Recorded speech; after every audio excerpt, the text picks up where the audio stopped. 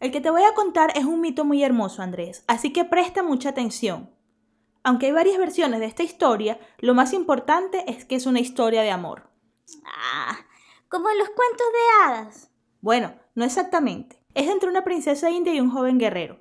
Pero no me interrumpas y déjame seguir, ¿sí? Se llama El mito de los volcanes.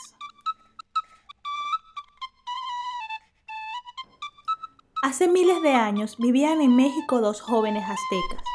Él era un capitán guerrero y ella una hermosa princesa hija de un importante cacique. Estaban muy enamorados, pero eran tiempos de guerra y el joven tuvo que ir a pelear. Antes de partir, el viejo cacique le prometió al joven capitán que al volver triunfante de la guerra le daría, además de los honores por las victorias alcanzadas, la mano de su hija. Y así pasó algún tiempo. Él ponía todo su empeño en ganar la guerra, y la imagen de su amada princesa le daba fuerzas para seguir con vida.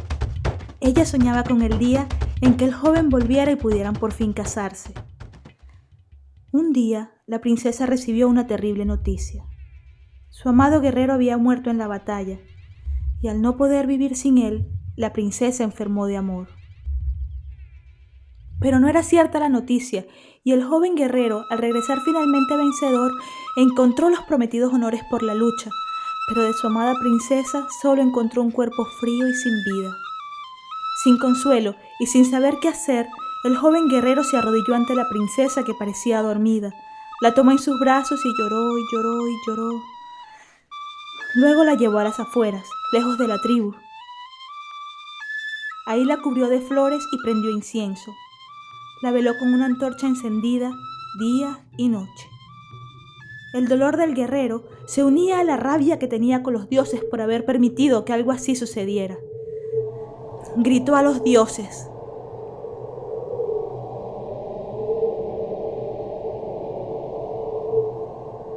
Y los dioses respondieron.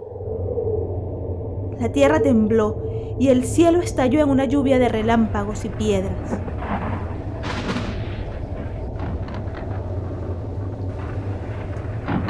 Los indios de la tribu miraban aterrados lo que se veía a las afueras. Luego se hizo el silencio.